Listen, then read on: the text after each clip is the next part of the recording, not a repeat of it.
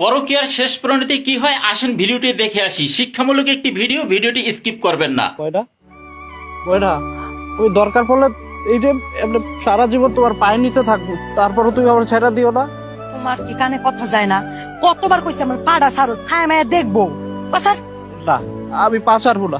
তুমি আর একটা বার চিন্তা করে দেখো না সংসারটা করা যায় কিনা। পারমু। এর সারাদিন নামই তো হচ্ছে সংসার করবো, পরকীয়া। রাতে বেলা আমার সায়ামের কুলে মাথা দিয়া ঘুমাই তুইব।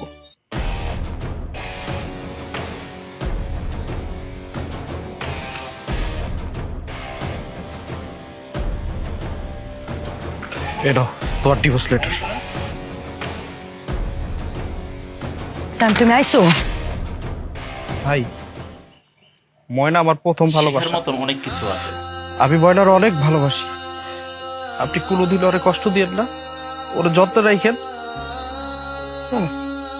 ময়না, আমি জানি, তারপরও কইতাছি, যদি আমার কোনোদিন দরকার পড়ে তাহলে আমার কাছে চলে আয়ো। আমি তোমার অপেক্ষায় রইলাম। তার আর কোনদিন প্রয়োজন পড়বো? আমাদের খুকি কই? খুকির রানি নেই, মাত্র তো ডিভোর্স লেটার পাইলাম। আইনগত ভাবে আগে ডিভোর্সটা হোক, তখন এসে আমার সন্তানকে নিয়ে যাবো, ওর কাছে রাখবো না। বাহ, তাহলে তো ভালোই হয়। শেষ পর্যন্ত দেখুন। আও।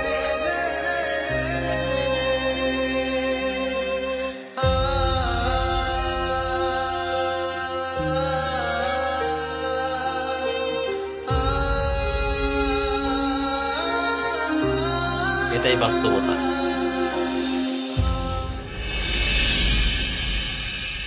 তোরা নয় দুইজন আজকে রাইতে এনে থাক, আমি আমার বন্ধুর বাসায় রাইট কাটাই নি মনে।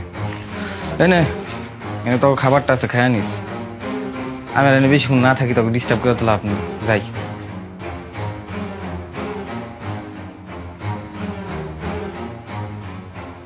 বসো। আমরা এখানে এসে কেন? আমরা তো মোবাইলে যাবো। ময়না, আসলে তোমার একটা কথা বলা হয়নি। কি কথা? আমি যখন বিদেশে ছিলাম, আমার বাপ আমাদের জোর করে মোবাইলে বিয়ে করে দিছে।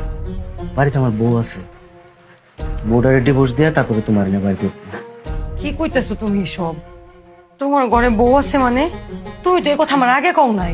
আরে পাগল, এটা তো নামই মাত্র বউ। ওরা তুমি মন থেকে বউ হিসেবে মাইনে নিয়ে নেই। আর ওর সাথে আমার কোনো প্রকার কোনো শারীরিক সম্পর্কও হয়নি। কিন্তু একটা কথা, বউটা অনেক দরজাল। যে পর্যন্ত এই বউ এই বাড়িতে আছে, আমার বাবা আমার এই বাড়িতে উঠতে দিব না। তাইলে আমরা এখন কই থাকুম? তুমি না কইছিলা তোমার বাড়িতে নিয়ে আমার বিয়া করবা। আমার তো বিয়ে করবার লেগে আনছি, এত রাত্রেবেলা কাজে পাবো কই?